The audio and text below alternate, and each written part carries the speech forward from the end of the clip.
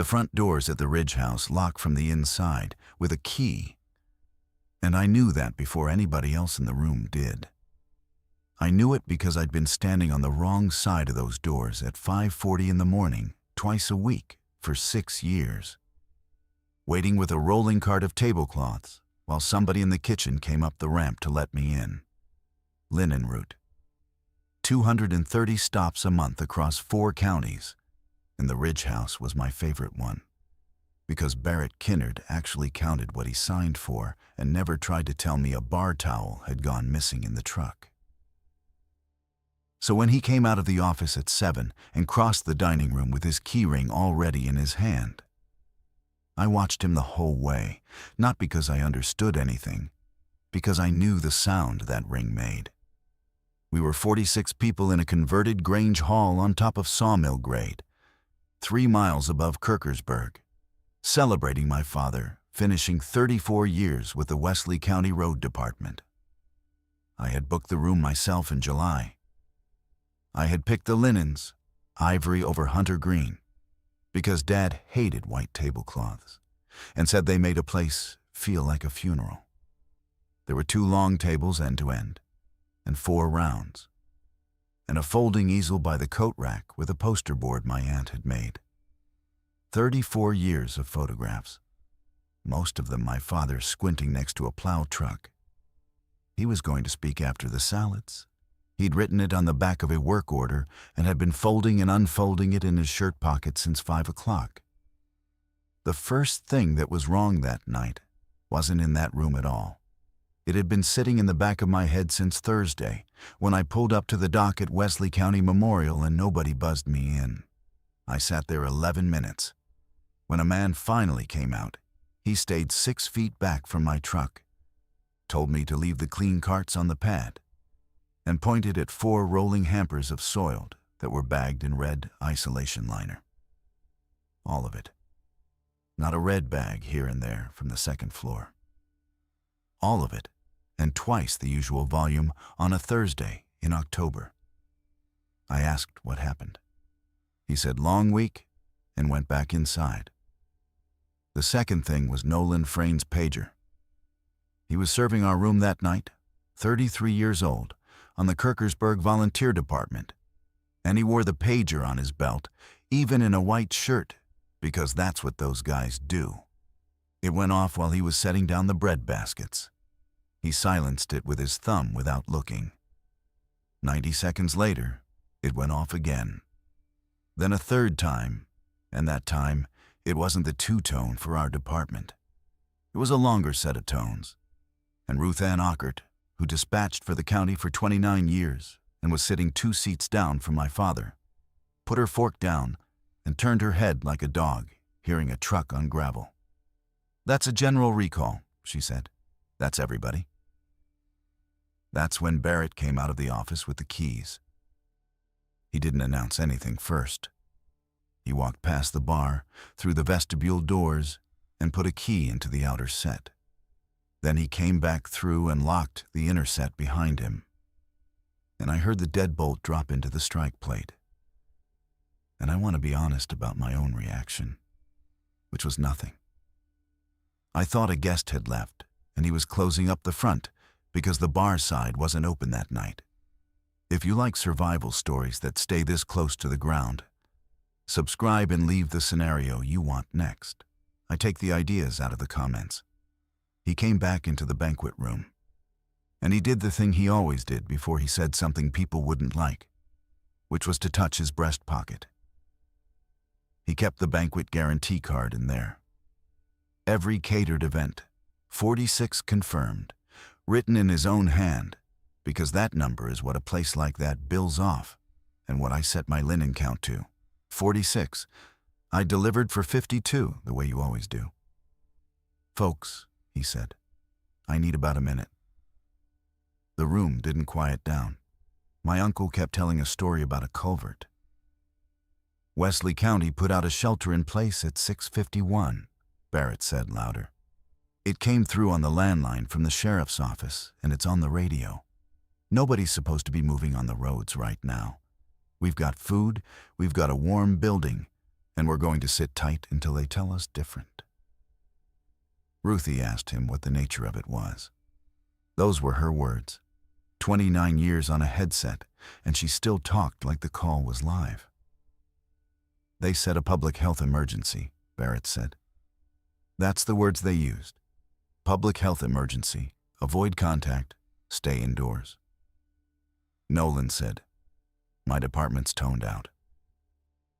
"I know. Then I need to go." "Nobody's going anywhere for a little while," Barrett said, and he said it evenly, the way he'd say we were out of the walleye.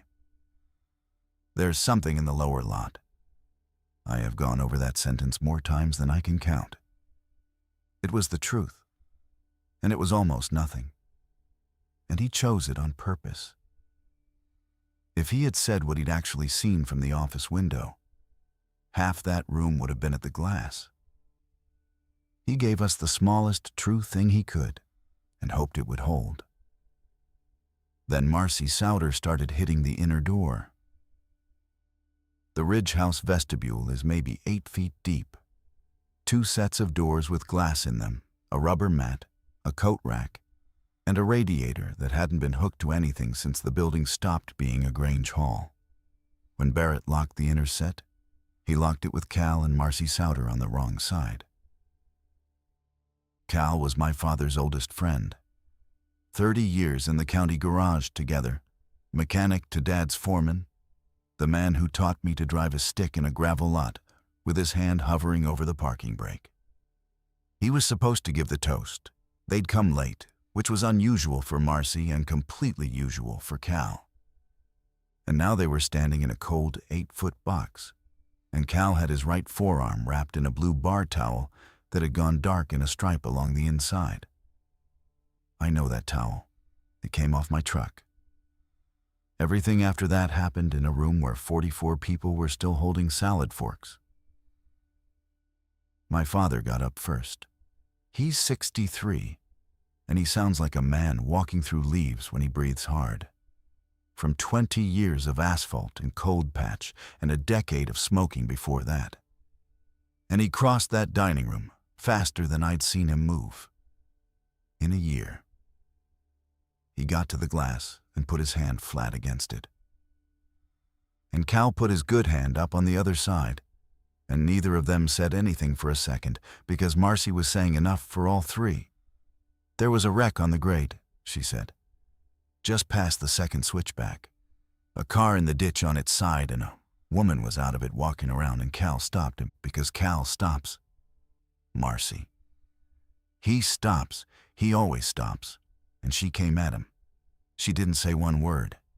She got hold of his arm with her teeth like a dog, and I had to hit her with the door of the truck to get her off him. And I don't know what's wrong with her. She was bleeding out of her ear, and I don't..." Barrett said, "Ma'am, I need you both to stay right there." That's when the room understood what the locks were for. I want to be fair to Barrett Kinnard, because a lot of people in Kirkersburg have not been fair to him since, and because I was standing 11 feet from him, and I could see his hands. He had a 19-year-old daughter in that kitchen. Ivy had worked prep for him since she was 16, and she'd come out of the back with a hotel pan still in her hands and stopped by the server station. He looked at her one time, and then he did not look at her again. And after that, he only looked at the doors. He said, "Cal, I'm sorry. I've got 40-some people in here, and I don't know what that is on your arm." "It's a bite, Barrett. It's a bite from a woman who wrecked her car." "Then you know what I know." "I don't know a damn thing," Cal said. And his voice went up, and my father said his name, and Cal got quiet. Ruthie Ockert came up beside Barrett with her phone in her hand. And this is the part people leave out when they tell this story in town. She backed him, not out of fear, out of 30 years of habit. She'd been holding her phone against her ear with the scanner app running and no bars to speak of on that hill. But the county's page had loaded before the service dropped. And she read it out loud in the flat voice she used to use for road closures. Shelter in place. Do not transport. Do not attempt to render aid to persons who are agitated, disoriented, or bleeding. Do not admit persons with injuries to shelter locations. Do not admit, she said again. Barrett, that's not you. That's them. That's a computer in Columbus, my father said. That's a directive. Ruthie, that's Cal. She didn't answer that. She was 68 years old, and she had spent her whole working life doing what the card in front of her said to do while somebody screamed in her ear, and I think that's the only reason she could stand there at all. Here's what nobody in that room knew except me. The Ridge house has a back door off the dish room that opens onto the upper edge of the lower gravel lot. And it's a fire exit with a push bar and a horn on it. And it is also the door I used every Tuesday and Friday morning, because at 5:40, nobody wants to walk up front. 2 years ago, Barrett got tired of somebody having to come let me in. He put a key on a ring with a laminated tag and handed it across the pass with his signature already on my sheet. And he said, "Don't lose that, and don't let me find bar towels in the dumpster." That key was on my ring. My ring was in my coat pocket.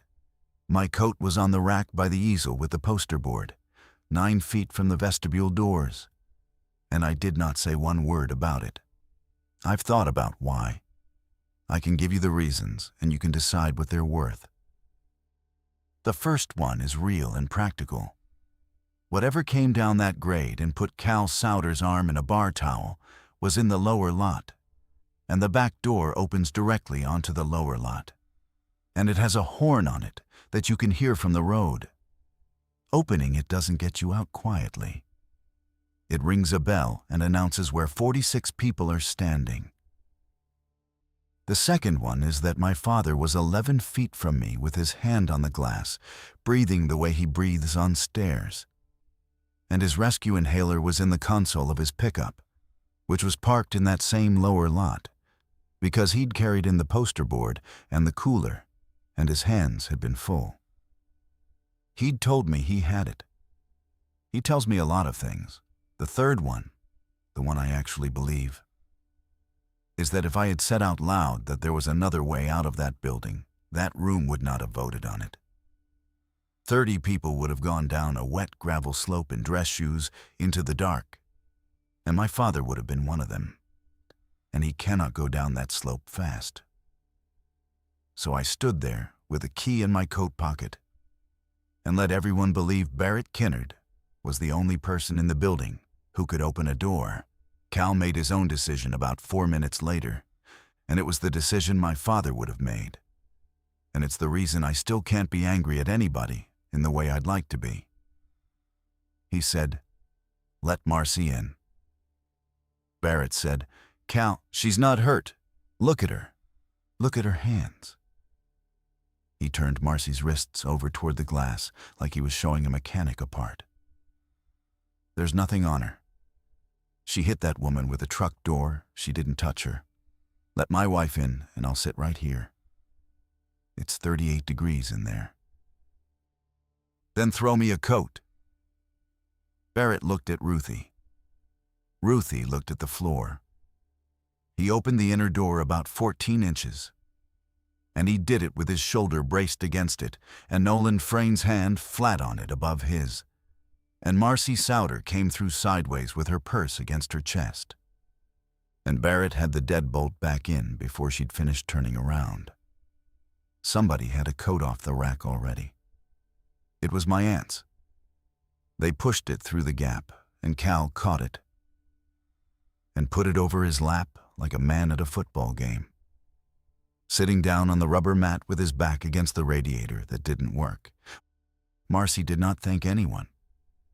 She stood 4 feet inside the door and watched her husband through the glass. And she stayed there for the next 2 hours. And when people brought her a chair, she wouldn't sit in it. That was the first hour. Now I'll tell you what the building actually was, because after that, everything we did was decided by it.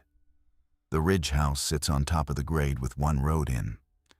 That road switchbacks twice up through hardwood and comes out in the upper lot by the front doors, and it keeps going around the north side and down to the lower lot where the deliveries and the staff park.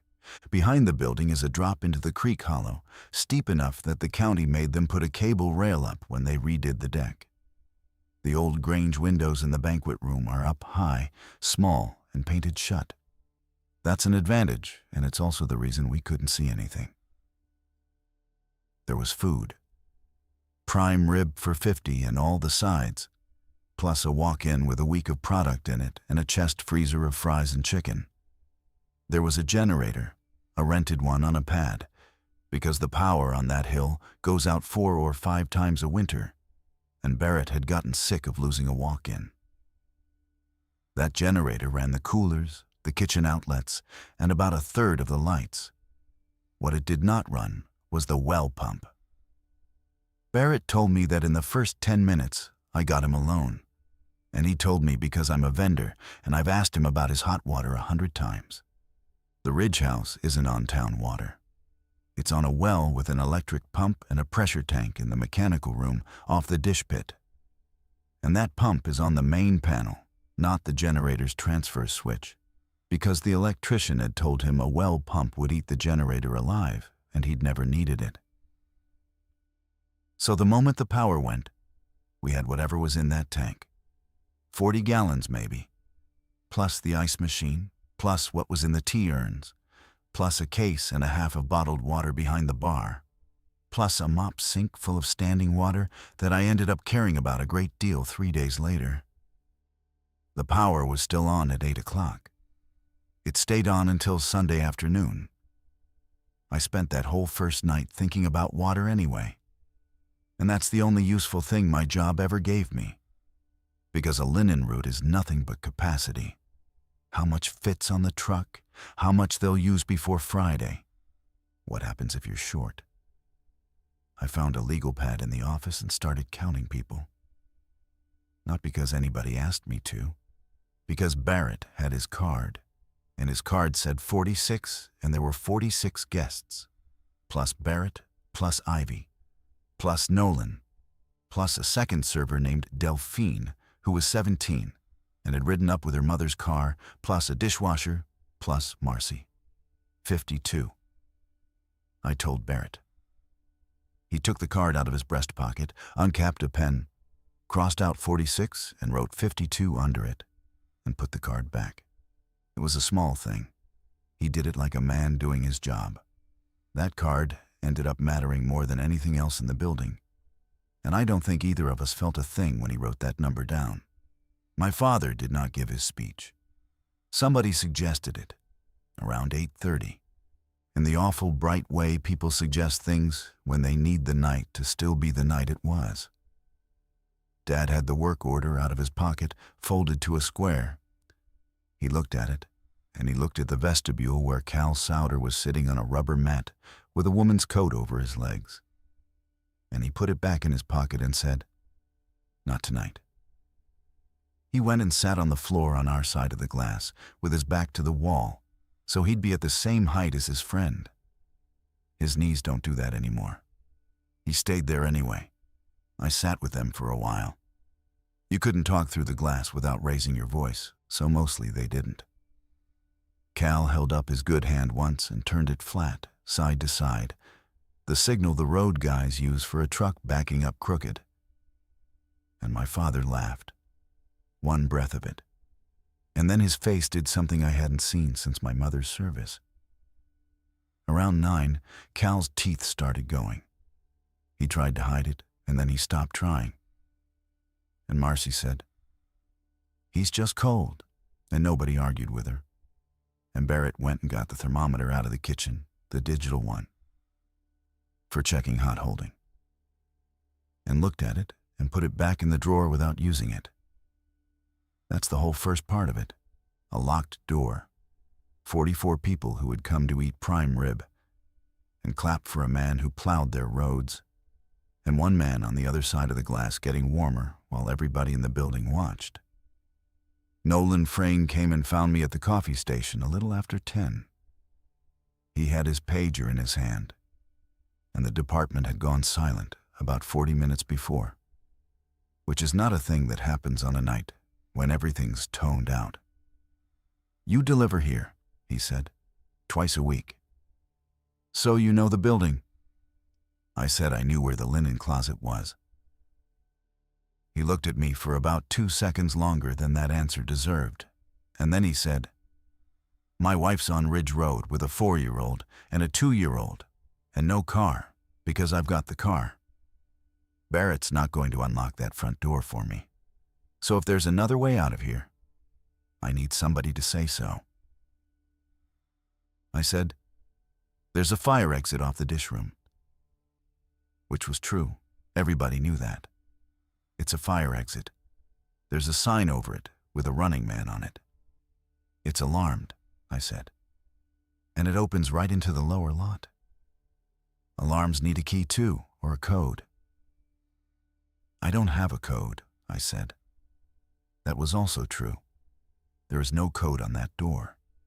There's a horn on the bar itself, and Barrett had the key that resets it, and I had a key to the deadbolt above the bar, which is the one they throw at closing so nobody props it and walks out with a case of liquor. Nolan didn't need the deadbolt key that night because the deadbolt wasn't thrown at 10 p.m. on a Saturday with an event on the floor. He needed somebody to tell him that walking out into that lot was survivable. And I didn't tell him it was, and I didn't tell him it wasn't. He went out through the kitchen 20 minutes later. Barrett didn't stop him, which surprised me until I understood it. Barrett wasn't keeping people in. He was keeping people out. There's a difference, and every argument we had for the next 4 days was really about whether that difference is real. The alarm horn went off when the bar hit. It's louder inside than you'd think. Ivy jumped and dropped a tray of glassware in the dish pit, and Barrett hollered at nobody in particular. And Nolan was already down the ramp and running the gravel toward his car with his white shirt showing in the dark, and the horn kept going for 11 seconds before Barrett got there with his key and killed it. In those 11 seconds, I stood in the dishroom doorway and looked out through the propped open exit at the lower lot. Rain had started. The pole light was on. My father's pickup was in the second row with the poster board box still in the bed. And between the light and the truck, coming up out of the tree line at the edge of the lot, slow, not running, not doing anything but walking in a way that a person walks when they've decided where they're going. There were more than I could count, maybe 9, maybe 11. One of them was wearing a Wesley County reflective vest, and the tape caught the pole light every time it turned. I got the door shut. I got it shut, and I put my back against it, and Barrett threw the deadbolt above the bar with his own key. And he looked at me, and I looked at him, and neither of us said anything about the fact that I hadn't reached for mine. We heard Nolan's car start. We heard it go up around the north side, and we heard it on the gravel, and we heard it get quieter on the grade. And then we didn't hear it anymore. And Marcy Sowder said, from the vestibule wall, "Well, he made it," in a voice like she was reading it off a sign. My father found me in the linen closet about half an hour later, not looking for towels. There's nowhere else in that building to stand alone. He didn't come in.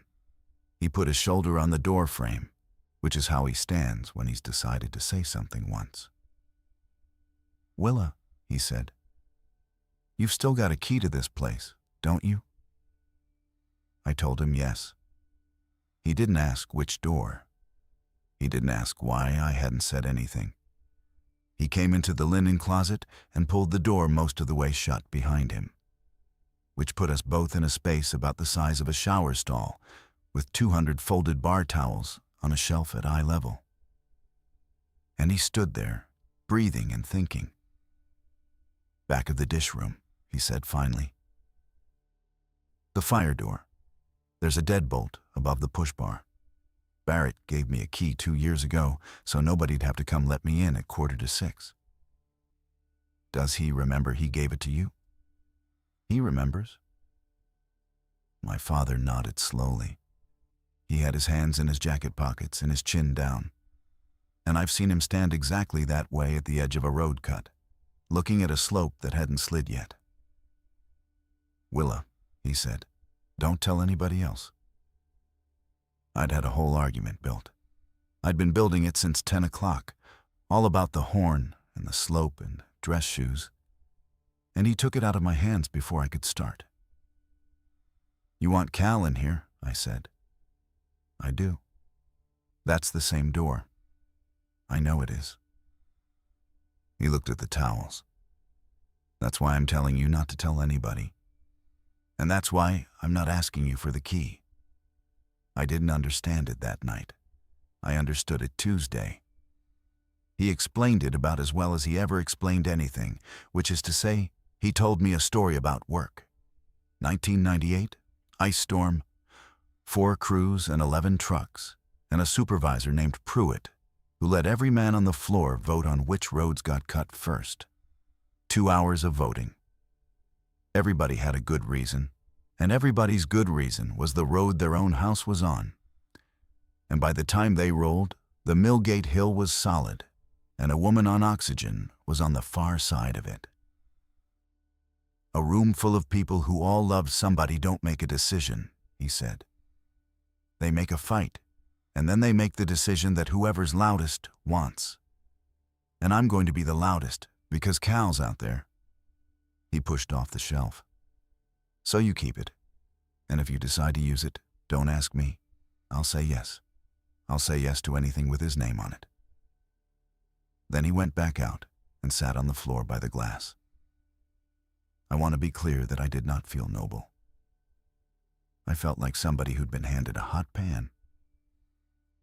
Cal Sowder made the last decision anybody let him make at about 10 after 3 in the morning. He'd stopped being able to hide the shaking around midnight. By 2, he'd taken my aunt's coat off, which is the part that frightened people more than anything, because it was 38 degrees in that vestibule, and he was sitting on a rubber mat in a short-sleeved shirt with his forearms still wrapped and the sweat standing out on his face. Marcy stayed at the wall. Somebody had finally gotten her to hold a cup of coffee, and she held it the whole night and never drank it. At 3, Cal got up. He put his good hand on the glass and knocked on it with one knuckle, the way you'd knock on somebody's kitchen window. And Barrett came out from behind the bar where he'd been sitting with his keyring on the rail in front of him. "Barrett," Cal said, "open the outside one." There is a version of that night people tell in Kirkersburg where Barrett Kinnard put Cal Sowder out in the rain. I have heard it in the checkout line at the foodway. I have heard it from a man who was not on that hill. What happened is that Cal asked 4 times, and Barrett said no 3 times. Marcy came off the wall. My father got up off the floor and got his hands on the door frame and said Cal's name in a voice I hadn't heard him use since I was 14. Ruthie Ockert turned all the way around in her chair so she was facing the kitchen. Ivy took Delphine into the back, and Cal stood in that 8-foot box with his forehead against the glass and talked to his wife. "I'm not sitting in the hallway of this building," he said. "Mars, there's 2 doors between me and you, and I'm on the wrong side of one of them, that's all. When I go bad in here, they've got to come in and deal with me, and one of them's a kid. You're not going bad. You're cold. Honey, you're cold, Cal. Look at my arm," he said. And she wouldn't. And he said it again. And she did. And then she sat down on the floor right where she was standing, in her good dress, and that was that. Barrett unlocked the outer door. Nobody helped. Cal went out on his own, 61 years old, in a short-sleeved dress shirt in the rain. And he pulled the door shut behind him because he'd been raised in a house where you don't leave a door standing open. And Barrett locked it. And then Cal did the thing I still can't get past. He didn't leave. He sat down on the top step under the porch light with his back against the brick, in the rain, where his wife could see him through 2 panes of glass and 40 feet of vestibule. He sat there because he thought he might be wrong. He was giving himself the chance to still be wrong, close enough that somebody could open a door if he was. He was still there at daylight. He wasn't sitting anymore. That's why we never used the front of that building again.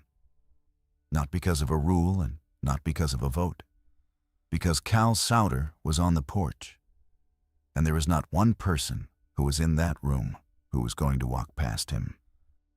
Sunday morning came in with fog so heavy you couldn't see the tree line from the kitchen window, which is normal on that hill in October and which turned out to be the only thing that went our way all week.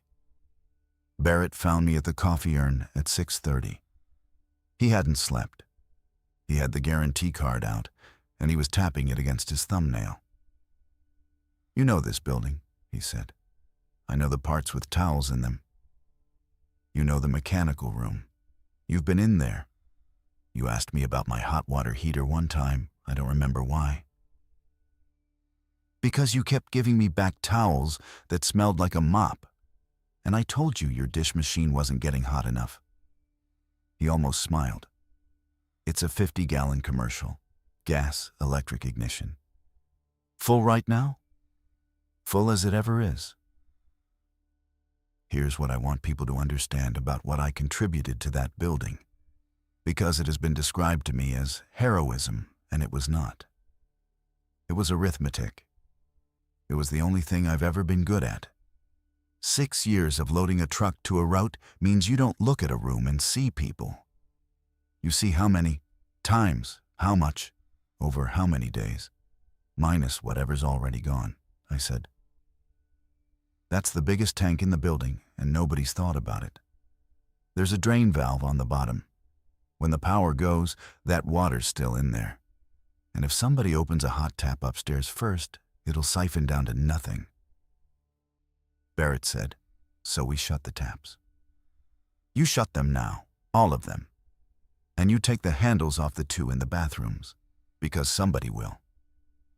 He did it before 8. That was the first real thing. The second real thing was the run to the lot. And I've been asked about it enough times that I'll just tell it. We needed 3 items. My father's inhaler in the console of his pickup, second row. 2 5-gallon cans of gas in the bed of Barrett's truck, because the rental generator had a 9-gallon tank and had been running since 10 the night before. And a red toolbox in Toby Grissom's trunk, because Toby was the dishwasher, 22, and he'd mentioned he had a pipe wrench in there. And the drain valve on a water heater that's never been drained doesn't come open with your fingers. Barrett went, I went, and Ivy went, because she was the only one of us who'd been outside in daylight in the last 12 hours, and because she'd been standing at the dish room window since 5, counting how long the fog took to move. The fog was the plan. That's all the plan was. We went out the dish room door with the deadbolt already off, and Toby holding the push bar so the latch wouldn't catch. And Barrett had killed the alarm horn at the panel. And we went down the ramp onto wet gravel in the gray, 50 feet to the second row. I've walked that 50 feet with a cart full of tablecloths 200 times. I got the inhaler. It was in the console with a church bulletin and a tire gauge and a roll of quarters. Barrett got his cans. Ivy got Toby's toolbox and then stopped because she'd gone 1 row too far, and she was standing at the driver's door of a silver hatchback with the window down 4 inches and the dome light on. That was Delphine's mother's car. Delphine had driven it up. The dome light had been on since Saturday night because a 17-year-old had left the door ajar, getting a jacket out of the back. And the battery was flat. And that light had been on in that lot in the dark for 9 hours. Ivy shut the door. It's a heavy sound, a car door. Nothing came out of the tree line. What came was from up above us, from the north side where the drive comes around. And it was a man in a Wesley County reflective vest, walking down the middle of the gravel with his arms hanging. And behind him at the top of the switchback, there was a county tandem-axle dump truck sitting crossways with the driver's door standing open. Barrett said, "Walk." We walked. Not the ramp was in the open, but along the wall to the corner and then the ramp. And Toby had the door, and Ivy went in, and I went in, and Barrett came in last, and I threw the deadbolt myself with my own key in front of both of them. And I didn't think one thing about it until I saw Ivy watching my hand. She didn't say anything to anyone. She was 19. I think she assumed the vendor having a key was ordinary, because in her life, it was. My father took his inhaler in the kitchen with everybody pretending not to look at him. 2 puffs, hold it, out slow. He'd told me on Saturday that he had it on him. He told me the same thing at Thanksgiving and at my nephew's baptism. "I had it in the truck," he said. "I know where you had it. It's a 50-foot walk from the door, Willa." "It was," I said. The truck at the switchback was the whole picture, and it took us until Sunday night to see it. Sawmill grade is 1 road. 2 switchbacks, 190 feet of climb, hardwood on both sides, and a hollow off the back with a creek in it. Everything on that hill funnels down that 1 road. And there was a county truck across it, with the door open. The power went at 4:18 Sunday afternoon. It didn't flicker first. The dining room lights went. The kitchen made the noise a kitchen makes when 11 motors stop at once. And then the generator kicked in 8 seconds later, and about a third of it came back the walk-in, the freezer, the kitchen outlets. 4 cans in the ceiling, the exit signs. The taps had already been shut. The pressure tank held whatever it held. Barrett and Toby got the heater drained into every hotel, pan, stockpot, and beverage tub in the building. And I stood there with a legal pad and wrote down what came out. 31 gallons. I want to be precise, because the number is the whole thing.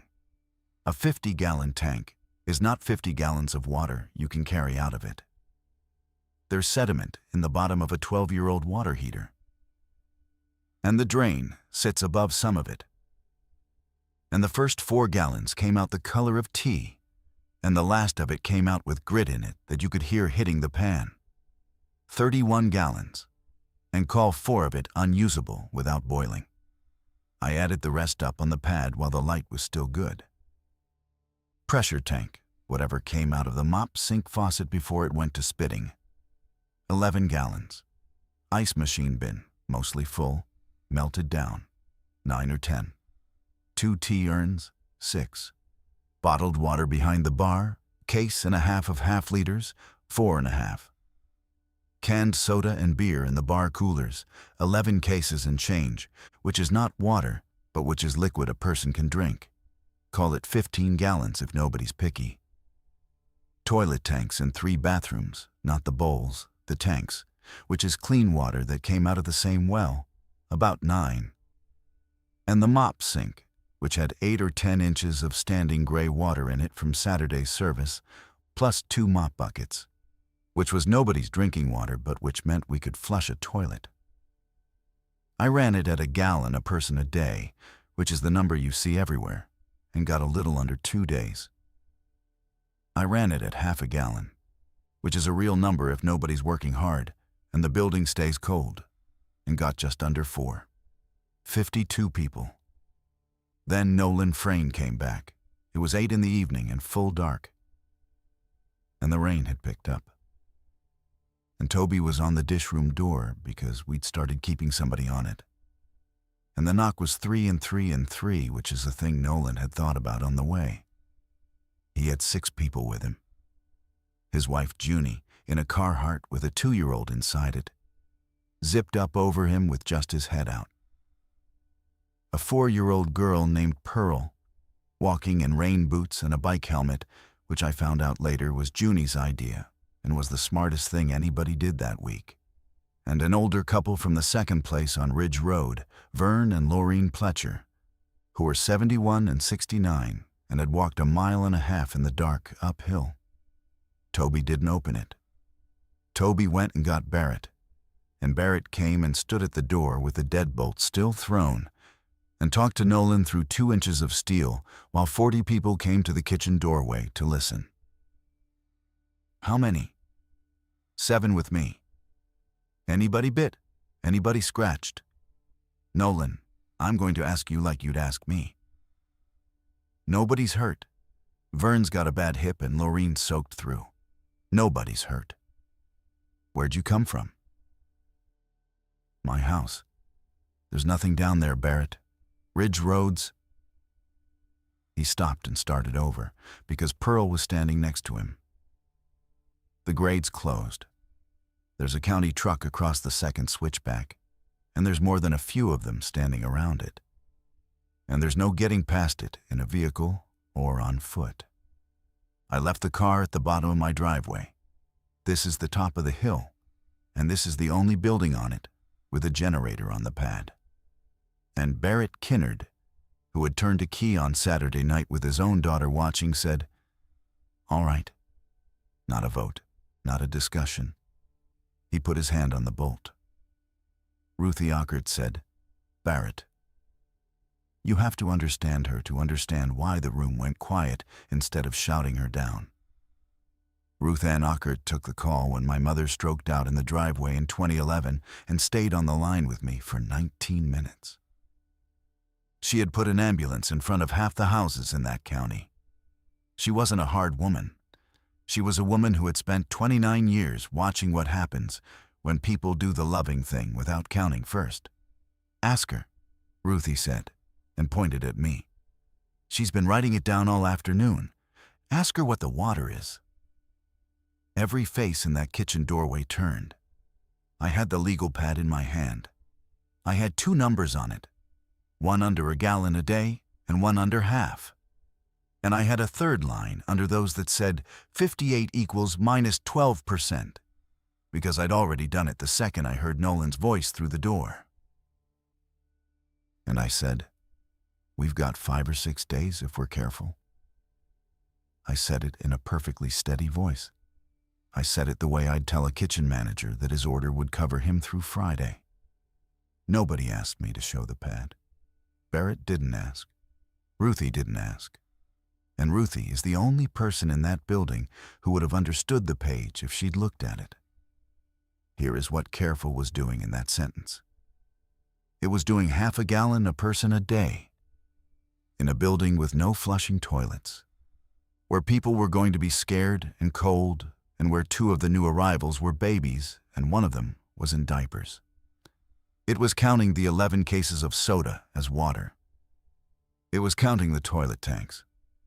It was counting the mop sink, gray, off a rag-covered floor, as if we would boil it, on a flat-top griddle running off a rented generator with 9 gallons of gas in it and 10 more in cans. It was counting the liquid in the number 10 cans in dry storage, the pear juice and the green bean water, which I'd actually written down, and which actually exists, and which is actually about 4 gallons, and which nobody drinks unless things are already very bad. Every single assumption I made in the direction that ended with those 2 kids inside that door. That's what I told myself while I was saying it. And I want to be fair to the woman I was standing in that kitchen, because that part was true. Pearl Frayne had a bike helmet on in the rain. She was 4. I would say the number again for her.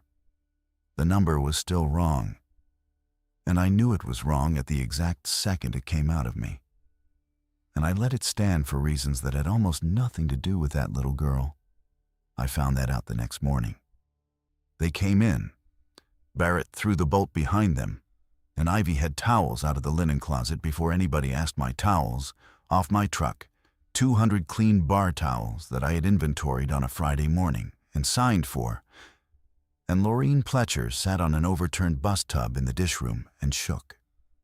And Junie Frayne unzipped her coat and handed a hot 2-year-old to her husband, and then went and stood by herself facing a wall for about a minute before she came back and said thank you to everybody in the room individually. 59. I'd counted 7 at the door, and Nolan had said 7 with him. And he'd meant 7 including himself. And I'd added him twice on the pad, and then crossed it out. 58. Barrett took the card out of his breast pocket, crossed out 52, and wrote 58 under it. Monday morning, Ruthie Ockert stood up in front of the room and told us we needed to walk out. She'd worked it out overnight with Nolan, and I'll give the argument the way she gave it, because she was right, and she deserves that. The grade was closed to vehicles and would stay closed. But behind the ridge house, the ground dropped into the hollow, and the creek in that hollow ran north and came out at the low water bridge on the old stone road, which was 1.25 miles of walking in a wet ditch, and then 2 miles of gravel that came out on the state route below the Kirkersburg Reservoir. The county fairgrounds were 4 miles past that on the flat, and the fairgrounds had 4 60-foot barns, a well with a hand pump on it from before they ran water out there, and a scale house with a landline. Ruthie had answered phones for 30 years. She knew every building in that county that had water in it. Monday, she said. Today? Everybody in this room can walk today. Vern's hip will get him there today. Emmett will get there today if we go slow and stop. She looked at my father when she said it, and she said it kindly, and my father looked at the floor. Give it 4 days in here, and half of you can't make that walk. That's not a guess. That's what I've watched happen to people my whole working life. They wait in the house till they can't get out of the house. Nolan backed her. He said the hollow was passable, that he'd hunted it, that it was ugly walking in the rain, but it was walking. Marcy Sowder backed her, and Marcy backing anything was its own kind of event. Marcy had not said 40 words since Sunday morning. She said, I'm not staying in a building with a door I'm not allowed to open. And Barrett said, What's the water? He didn't ask me. He asked the room. And the room answered him with my number, because my number was 36 hours old by then, and it had already stopped being something I said and become something everybody knew. 5 or 6 days, Vern Pletcher said out loud, reasonably, Then why would we walk 2 babies and 3 people over 70 down a creek in the rain today, when we've got food and heat and 6 days of water and the county's going to clear that grade? Nobody had an answer to that except the truth. And the truth was on a page in my hand. I did not correct it. I have gone through every excuse. That I wasn't certain. That the tank might have had more in it than came out of the valve. That the rain might catch. That a county that had gotten a shelter in place out on a Saturday night might get a plow truck up a grade by Wednesday. All of those were things a reasonable person could have believed, and I've used every one of them at 2 in the morning. But I know what I was doing, because I was watching my father while Ruthie talked. He was sitting in a folding chair with his elbows on his knees and his inhaler in his hand. And he'd used it twice that morning already. And he was doing the arithmetic on that walk the same as I was. 1.25 miles in a creek bed, wet leaves, loose rock, no light, then 2 miles of gravel, then 2 more, in 42 degrees and rain, at 63, with lungs that quit on him going up the steps at the foodway. He wasn't going to say a word against it. He'd have started walking if they'd voted to walk. That's exactly what he'd have done, and that is exactly why I didn't let it get voted on. They stayed. 11-4 in a show of hands, and Ruthie didn't argue after the hands went up, because she'd spent her life doing what the room decided. Monday afternoon, I went into the mechanical room by myself with a flashlight and the pad, and I did all of it over, slowly, with the actual 31 gallons and the actual 58 people and half a gallon ahead, and I wrote it in a column, and I put a line under it. 3 days. 2 if anybody got sick. I tore the page off the pad. I folded it twice and put it in my coat pocket. and my keys were in that pocket. And I remember the sound the ring made against the door of the electrical panel when I pushed the paper down past it. Then I went out and helped Ivy portion out the prime rib for 58 people so it wouldn't spoil in a walk-in running off a generator with 19 gallons of gas left. We rationed out of coffee cups with masking tape on them. That was Ivy's idea, and it was better than anything I came up with. 58 cups off the banquet service, a strip of tape on each one, a name written in Sharpie, and a plastic bus tub on the end of the bar where your cup lived when you weren't holding it. You got yours filled twice a day. Nobody carried water around. Nobody had a private bottle in a coat pocket, which meant nobody had to be watched. I was the one who filled them, because I was the one with the pad. And I understood by Monday night that this was going to be the shape of the rest of my life. 2 ounces short is nothing in a cup. It's less than a swallow. If you pour 58 cups twice a day, 2 ounces light, you've saved 1 gallon and 3/4. I did that Monday night, and I did it every fill after that, and I never told anybody. And I've never decided whether that one was theft or arithmetic. The generator was the thing that got us Tuesday. It sat on a rented pad at the north corner of the lower lot, chained to a post, and it had been running since Saturday at 10. Barrett had topped it Sunday morning off the cans we'd carried up. By Tuesday at daylight, it was down to about 1/4, and we had 10 gallons left. And Toby did the math out loud in the dish room, and got about 1.5 days if we kept the walk-in cold. And Tuesday morning came up clear. I stood at the dish room window at 6 with Ivy, waiting for fog that had been on that hill every October morning of my life. And the sky went from gray to a clean pale blue with a little wind in the treetops. And you could see all the way down the north drive to the switchback. There were 18 in the lower lot, not moving much, standing between the cars and the pad, mostly, and a few of them along the tree line, and 2 more coming down off the drive while I watched. The man in the reflective vest was still there. He'd been there since Sunday. He turned in a slow circle every so often, and every time he did, the tape caught. Ivy said, "They're around the generator." They're around the noise. There's nothing else making noise up here. That's the whole trap of a rented generator on a pad. And I want to be honest that nobody in that building saw it Saturday, including me. It kept the walk-in cold, which kept 140 pounds of beef and dairy from turning into a health problem inside a sealed building.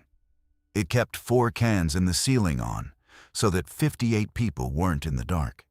It also ran at about 70 decibels, outdoors, at the top of a hill, 24 hours a day, for 3 days, in a county where nothing else was running. Barrett came and looked. He looked a long time. Then he went and got Nolan and Ruthie and me and Toby into the office, which is not big enough for 5 people, and he said, "I want to shut it off." Nolan said, "Then we lose the box." We lose the box. That's every bit of protein in the building. We cook it, I said. Tonight, all of it. The range is gas. There's a 500-gallon tank behind the kitchen, and it's electric ignition, but it'll light off a match. I've watched Ivy do it when the power blinked. Cook 140 pounds of beef. Cook it and eat what we can, and the rest keeps 2 days cool if we quit opening the door.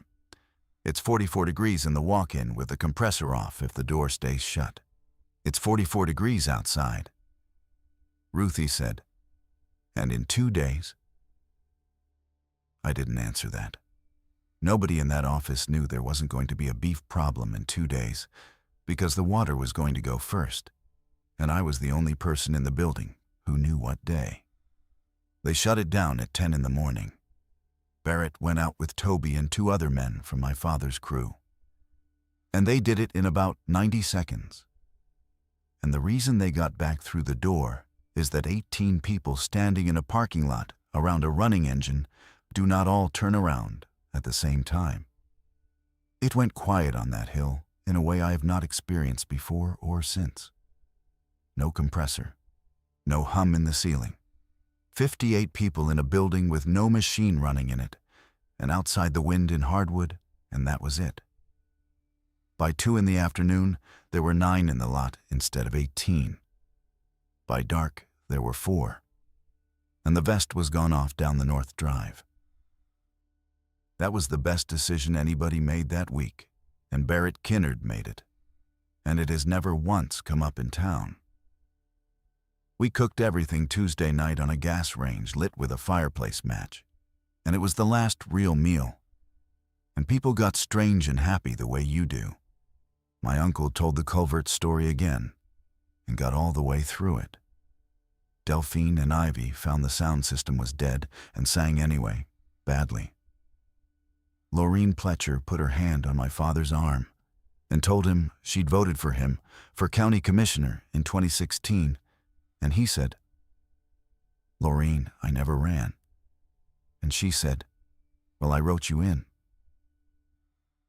Pearl Frayne fell asleep on a stack of folded linen in the corner of the dish room with the bike helmet still on, because she wouldn't take it off for anybody but her mother. My father did not give his speech. He had it out again that night, on the table by his plate, folded to a square. I watched him put his thumb on it. Then Marcy Sowder walked past our table on her way from the vestibule wall to the bathroom, and he put it back in his pocket. I asked him if he was ever going to. "It's about the department," he said. "It's 4 minutes about the department. It's got Cal's name in it twice." Wednesday morning, the water didn't reach. Not dramatically. Nothing failed. I filled 58 cups at 7 in the morning off the last of the ice melt and the tea urns. And when I got to the end of the bus tub, there were 11 cups I couldn't fill more than a third. And one of them said Pearl on it, and I filled hers off the half-liters behind the bar and shorted an adult instead. Ruthie Ockert was watching me do it. She'd been sitting at the end of the bar since 6. She said, "That's today. That's today? You said 5 or 6 days Sunday night. That's day 4 this morning, and you're pouring bottled into a child's cup." I had the answer ready. I'd had it ready since Monday afternoon in the mechanical room, and I'd rehearsed it enough that it came out sounding like I'd just thought of it. "The tank had more sediment in it than I figured," I said. "And I was counting the mop sink and the number 10s, and we haven't had gas to boil since we cooked." Ruthie let me finish. Then she picked up the legal pad off the bar, and she turned it flat under the window, and she tipped it toward the light. I'd torn the page off. I hadn't thought about the page under it. You could read it. Not all of it, but you could read a column of figures pressed into the paper, and you could read 58, and you could read a number with a line under it. And Ruth Ann Ockert had spent 29 years reading her own handwriting off a carbon log at 3 in the morning. She didn't say anything for a while. Her hands were around her cup. "Sunday night," she said, when Barrett had his hand on that bolt. "You already knew what this was." I knew it was less than I said. How much less? 3 days. 2 if somebody got sick. She nodded slowly, the way she'd nodded at everything her whole life. And I understood that she wasn't going to yell, and that it was going to be so much worse than that. "You know what I thought," she said. "I thought, Willa's the only one in here counting anything, so at least somebody's counting." She put the pad face down. "I backed Barrett Saturday because I'd rather be the one who says the ugly thing out loud than the one who lets a room decide it feels wise. And Sunday night, I stood in that kitchen and I said, 'Ask her.' I put you in front of them. Ruthie, would you have said it if it was 7 at that door and none of them was 4 years old?" I said I didn't know. "That's the true answer," she said. That one, I believe? Then she asked the question that has followed me since, and she asked it flat, the way she used to ask what the nature of the emergency was. Monday, when I stood up in front of them and said walk, was there any part of that number you were keeping for your dad? I said yes. She got up off the stool and took her cup with her, and she went and sat with Laureen, and she did not tell one other person in that building for the next 3 days. I have thought about that more than the lie. She could have destroyed me in front of 58 people on Wednesday morning, and she decided that a room in that condition could not afford to find out that its water clerk had lied to it. And she carried it by herself. And she did it because she'd spent her career deciding what information helps and what information just detonates. Which is exactly what I told myself Sunday night. The difference is she was right and I wasn't. And I've never been able to build a rule that separates those two things cleanly. Neither has she, I think. We've talked about it twice since. Wednesday afternoon, they voted to walk. And by Wednesday afternoon, not everybody could. That's the whole cost, and it came due in one room in about 20 minutes. Monday, when Ruthie stood up, every person in that building could have made it. Vern Pletcher with his hip could have made it slow.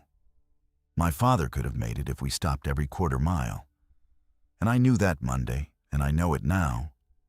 And that is the part I would take back before I'd take back anything I said out loud.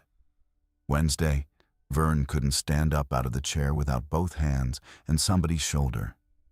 He was 71, and he'd been on short water for 3 days, and he'd been sleeping upright in a banquet chair because the floor hurt him. Laureen had been giving him half of hers. I knew that too. I'd watched her do it, and I'd let her, because every ounce she gave him was an ounce off my column. My father used his inhaler 4 times Wednesday. It's 120 doses in a canister, and that one had been in a truck console since spring. Nolan laid it out on the long table with a napkin and a pen. Down over the cable rail behind the deck, into the hollow, 1.25 miles of creek bed north, out at the low water bridge, 2 miles of gravel to the state route, 4 more to the fairgrounds. Leave before daylight. Move in one group. The fairgrounds had 4 barns and a hand pump on the old well and a scale house with a landline that was on a different exchange than anything on this hill. Vern said from his chair, "I'd hold you up." Laureen said, "Then we'll be slow." "Laurie, I'd hold up 50 people in a creek in the dark." And then he did the arithmetic in front of everybody, out loud, and made it easy for them the way Cal Sowder had made it easy on Saturday. And I want it on the record that our old people did that twice in 1 week, and nobody made them. 7 stayed. Vern and Laureen. A man from my father's crew named Hollis Dietz, with a knee brace and no cartilage. Marcy Sowder, who said she wasn't walking anywhere. My father, Barrett. Me. Ivy went. Barrett made her go, and she didn't fight him about it, which I think surprised them both. He said, "You'll get to the fairgrounds, and you'll tell whoever's there that there's 7 up here." And she said, "I know what I'll tell them." And she went and got her coat. The plan had one problem, and it was the reason I ended up holding the door. The hollow starts at the back deck, and the back deck faces the drop. And it is 50 yards of open ground from the deck steps around the corner of the building to the top of the north drive. Whatever was in that lot could see the deck. 4 had been in the lot at dark Tuesday. Nobody knew what was in it at 4 in the morning Thursday, because we'd been running dark for 36 hours and the pole light had gone out with the power on Sunday. 51 people, 2 of them small children, going over a cable rail in the dark, needed the north side of that building to be looking somewhere else. Toby said we could throw something. Nolan said a bottle in the trees buys you 10 seconds. I said, The fire door's got a horn on it. Everybody looked at me. It's on the push bar. It's a local alarm. It screams until somebody keys the reset. It's loud enough that you can hear it from the road. I put my hand flat on the table. And it's on the lower lot, which is the far corner of the building from the deck. You open that door, that horn pulls everything on this property around to the north side and down. Barrett said, "It's on battery. The building's dead.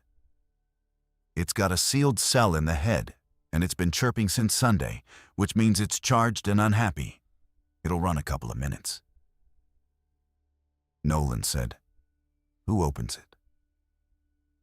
I already had my hand in my coat pocket. The keys were in there, and so was the folded page, and I'd had 4 days to notice that they lived together. "I've got the deadbolt," I said. "Barrett's got the reset." And Barrett Kinnard looked at me across that table with an expression I'm not going to try to name, because he'd known since Sunday morning that I had that key. And he'd never once said it in front of anybody, the same way I'd never once said out loud that he'd been right on Saturday night. He took the reset key off his ring and set it on the napkin and slid it to me. "Then you got both," he said. We opened it at 4:52 in the morning. Here's what that actually was. It was me standing in a propped steel door in the cold with my hand on the panic bar and a horn 18 inches over my head, going off in a pattern that hits you in the teeth, looking down a black gravel lot at shapes I couldn't count, and counting anyway, because that's what I do, and I've never been able to stop. I counted to 60, and then kept going, because 60 wasn't enough. They came, not fast, from the tree line and from the north drive and from between the cars, and I heard gravel before I saw anybody. And the closest one got to about 20 feet, and I could see the shape of a jacket collar and nothing else. And I got the door shut at 104 seconds. It's a heavy door. It came in against my shoulder, and the latch took, and I got the key into the bolt on the third try. And I had the reset key in my other hand, and I couldn't find the head of it in the dark. So I stood in a pitch-black dish room with a horn screaming and something hitting the door about a foot from my face, and felt along a metal box on the wall with my thumb until I found the slot. The quiet came back. I want to say I was thinking about the 51 people going over a cable Zasha rail into a creek bed. I wasn't. I was thinking that the door was cold and the strike was seated and my hands worked. Then I heard the front. The Ridge House vestibule is 80 feet from the dish room, straight through the dining room, and I have never covered ground like that in my life. I came around the end of the bar, and Barrett's keyring wasn't on the rail, because Barrett was on the back deck helping his daughter over a cable, and Marcy Sowder had the inner vestibule door standing open and was working the outer one. She'd waited 4 days for the front of that building to be empty. She was not confused, and she was not out of her mind. She'd been at that wall since Saturday at 7, and she had watched. And she had understood the plan better than anybody. And she knew that the one moment in the whole week when every single thing on that property would be around the north corner was the moment the horn went. I got to the inner door as she got the outer one open. I said her name. She turned around. "He's right there," she said. Cal was right there. He was where he'd sat down on Saturday night under a dead porch light, 4 days in the rain and the cold. And Marcy Sowder had been looking at him through 2 panes of glass since before daylight Sunday, and no one in that building had once suggested we do anything in Ornanum about it, including me. We had 140 pounds of beef and a chest freezer and 11 cases of soda and 200 clean bar towels. And we left a man on the steps for 4 days because nobody wanted to open the door. She said, "You go on back inside, honey." Then she stepped out and pulled it shut behind her, because she was raised the same way he was. I locked the outer door. I stood in that vestibule with Barrett Kinnard's keyring in my hand, and I turned the key in the outer set. And then I backed up 8 feet and turned it in the inner set. And I did it with her standing 3 feet away on the other side of the glass, with her back to me, sitting down next to her husband. Everything I had thought about Barrett since Saturday night was a lie I'd been telling myself in a warm building. I don't know what happened to Marcy. I've been asked and I don't know. I did not look, and there was nothing on the porch when the county came. And there is a version where she walked down the grade in the dark, and there's a version where she didn't. And I have chosen not to go looking for which one is true. That's cowardice. I know what it is. It's the only cowardice from that week I intend to keep. Vern Pletcher died Friday morning, sometime between 4 and 6, in a banquet chair with his wife holding his hand. I want to say this carefully because Lorene is still alive, and she reads. He was 71. He had a heart he'd been taking pills for since 2009, and he'd been on about 18 ounces of liquid a day for 4 days in a cold building, and half of what he got was out of his wife's cup. There wasn't a moment. He was talking Thursday night, and Friday morning he wasn't. The county came up Saturday a little after noon. Nolan's group made the fairgrounds Thursday at 3 in the afternoon, all 51 of them, including a 4-year-old in a bike helmet who walked a mile of that creek bed herself before her father carried her. The Scale House phone worked. It took them a day and a half to get anybody to care about 7 people on top of Sawmill Grade. And then a state crew came up with a rubber tire loader and shoved a county tandem dump off the second switchback into the ditch. And behind the loader was a pickup. And behind the pickup was a water buffalo on a trailer. 400 gallons. They were on the property 20 minutes before they came in the front. And they had to come in the front. And I unlocked it for them with Barrett's ring because Barrett was sitting on the floor of the dish room with his back against the door he'd spent 4 days guarding. My father walked out of that building on his own. That's true, and I'm going to say it plainly because I've heard the other version. He walked to the truck and he got in it himself. He was in Wesley County Memorial for 11 days after. They called it a pneumonia, and they called it an exacerbation. And the man who talked to me in the hallway used the phrase cumulative hypoxic insult, which is a hospital way of saying that 4 days of not enough air takes something and doesn't give it back. He has oxygen at night now. He has it during the day if he's doing anything. The walk was 6¼ miles on flat ground with stops. On Monday, he'd have made it in 9 hours. I have run that comparison so many times that it's worn smooth. Monday, he walks out with everybody, and he's tired for a week. He stays on my number, and he's on a concentrator for the rest of his life. I bought him 3 days in a chair. Barrett gave me the card in the parking lot at the hospital about 2 weeks later. He'd been carrying it in his shirt pocket the whole time. Banquet guarantee. Ridge House, my father's retirement dinner, 46 confirmed in his handwriting. Then 46 crossed out and 52 under it. Then 52 crossed out and 58. Then 58 crossed out and 57, which he wrote Thursday morning after the horn. And then 57 crossed out and 56, which he wrote Friday. And he never put it in a computer, and he never told anybody he was doing it. He just kept the number right, because that's the job. He said, "You should have this. You were the one counting." I told him I hadn't been counting. I'd been deciding. He looked out at the parking lot for a while. He'd lost the business by then, or he was in the process of losing it, which took until March. There's a story in Kirkersburg that Barrett Kinnard locked 46 people in his banquet hall and let a man die on his porch. And there is no story in Kirkersberg about a man who shut off a generator on Tuesday morning and pulled 30 of them off that hill by dark. He said, Cal was going to sit down out there whether I turned that key or not. I know. That's not the same as it being right. No, I said, it isn't. I have never told my father what was on that page. I've had 4 chances.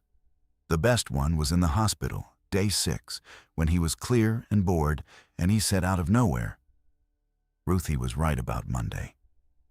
I said something about the rain. He let it go. He knows. I want to be accurate about that because it would be easy to sit here and make myself the only one carrying it. He was in the linen closet Saturday night telling me not to let a room full of people who all love somebody make a decision. And he watched me stand up Sunday night and hand a room a number. And he is not a stupid man. And he has been doing capacity arithmetic on county roads since 1991. He hasn't asked. That's the arrangement. He's made himself an accessory to it by not asking.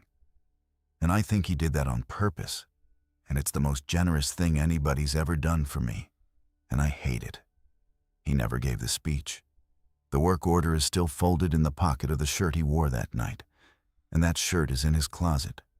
And I know because I looked. I'm still on the route. Different company now. Same 4 counties, same truck. The Ridge House is closed, and the sign is still up, and the porch steps are still brick. And Tuesdays, I come down Sawmill Grade at 6:10 with an empty trailer, and I take the second switchback slow. Not for any reason. There's nothing to see. There's a place in the ditch where the grass grew back different, where the loader put that dump truck. Here's the thing I do now, and I've never explained it to anybody, and my supervisor has flagged it twice. Every stop, I over-deliver. A kitchen orders 200 bar towels, and I put 240 on the cart. Ordering 50 aprons, they get 60. I sign for the ordered count, and I eat the difference off my truck stock. And I've been written up for shrink 2 quarters running. And last spring, a manager at a place down in Culvert Springs came out on the dock and said, Willa, you keep leaving me extra. And I said the count was fine. It isn't fine. It isn't even honest. It doesn't put water in anybody's cup. And it doesn't get anybody down a hollow on a Monday, when they still could have walked. But I stood in a kitchen doorway on a Sunday night and gave 58 people a number that was smaller than I said it was. And I got to feel like the only calm person in the room while I did it. And now I cannot leave a building with less in it than I told somebody was there. The masking tape is still on one of those cups. Ivy kept a few. She gave me mine at Vern's service, and it's on the shelf over my sink with the tape going yellow, and I use it. I fill it to the top.